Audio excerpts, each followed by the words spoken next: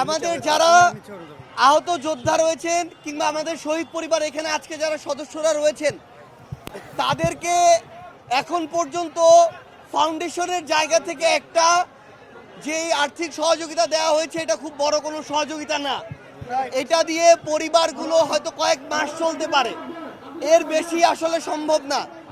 তো আমরা আমাদের জায়গা থেকে মনে করি যে সরকার তার জায়গা থেকে যত দ্রুত এই পদক্ষেপগুলো নিতে পারতো আমাদের শহীদ পরিবারের পাশে দাঁড়ানোর জন্য, তত দ্রুত তারা নিতে পারেনি।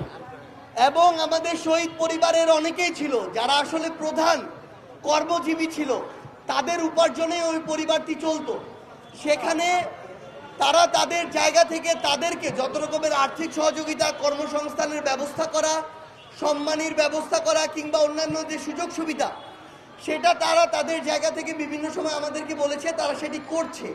কিন্তু এই যে দ্রুত করা এবং এটার বাস্তবায়ন দেখা আমরা আমাদের জায়গা থেকে এখনো প্রত্যাশিত দেখতে পাইনি।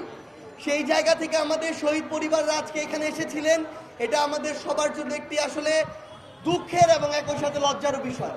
তো আমরা আমাদের জায়গা থেকে শহীদ পরিবারদেরকে সাথে নিয়ে আমরা আমাদের যারা ছাত্র প্রতিনিধি সরকারে রয়েছে আমরা তাদের সাথে কথা বলেছি। আমরা তাদেরকে জানিয়েছি তারা আজকেই আমাদের সাথে এ বিষয়ে আমাদের শহীদ পরিবার একটি প্রতিনিধি দলের সাথে কথা বলবেন।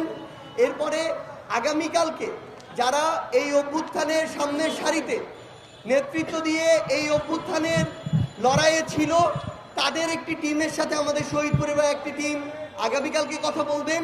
এবং আগামী রবিবারে আমাদের মাননীয় প্রধান উপদেষ্টা আমাদের শহীদ পরিবারের সাথে সাক্ষাৎ করার জন্য ইচ্ছা ব্যক্ত করেছেন এবং সেদিন শহীদ পরিবারের পক্ষ থেকে সকল প্রকার যৌক্তিক দাবিগুলো তুলে ধরা হবে এবং প্রত্যেকটি যৌক্তিক দাবি দ্রুততম সময়ের মধ্যে অবশ্যই আমাদের শহীদ পরিবারের জন্য সেটি শহীদ পরিবারকে বুঝে দিতে হবে। এবং সবচেয়ে গুরুত্বপূর্ণ বিষয় হচ্ছে এই সরকার তাদের জায়গা থেকে যদি এই খুনি হাসিনা এবং তার যেই দোসররা বাংলাদেশে আমার এই হাজার হাজার ভাইকে শহীদ করেছে, রক্তাক্ত করেছে, খুন করেছে, যদি এই খুনি হাসিনা এবং তাদের দোসরদের বিচার করতে না পারা যায় তবে সেটি হবে এই সরকারের সবচেয়ে বড় সীমাবদ্ধতা।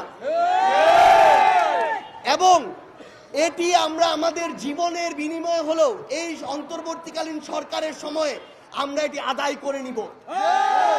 যেই খুনি হাসিনার হুকুমে আমার শত শত ভাই বোনকে হত্যা করা হয়েছে, সেই খুনি হাসিনা ভারতে বসে ভিডিও কনফারেন্সে নির্লজ্জের মতো বক্তব্য দেয়।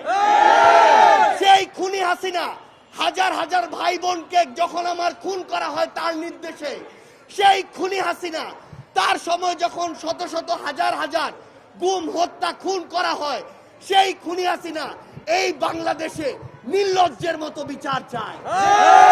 খুনি হাসিনার অবশ্যই বিচার হবে।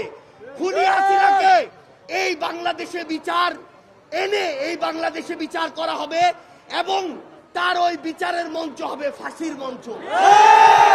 আমরা স্পষ্ট করে বলি, দেশ এবং দেশের বাইরের যারা খুনি হাসিনাকে আশ্রয় দিচ্ছেন, প্রশ্রয় দিচ্ছেন, বিভিন্নভাবে প্রমোট করছেন, প্রত্যক্ষ এবং পরোক্ষভাবে, আপনাদেরকে এই বাংলাদেশের শহীদ পরিবার, আহত যোদ্ধারা ভুলে যায় নাই।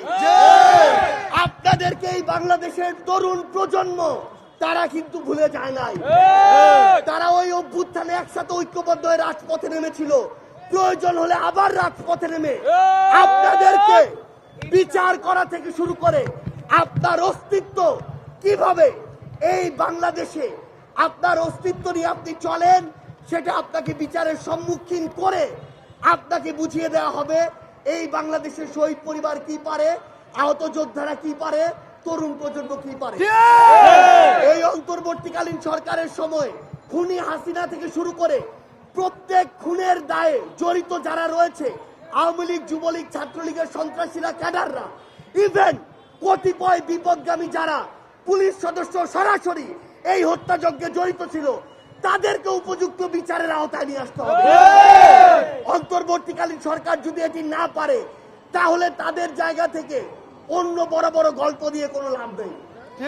সবার আগে আমার এই শহীদ পরিবার এবং আহত যোদ্ধাদের রক্তের বিচার করতে হবে, খুনের বিচার করতে হবে। আমরা আমাদের জায়গা থেকে আমাদের শহীদ পরিবারকে বলেছি যে আমরা যেই দায়িত্বটি এই অভ্যুত্থানে নিয়েছিলাম সেই দায়িত্ব এখন নিচ্ছি।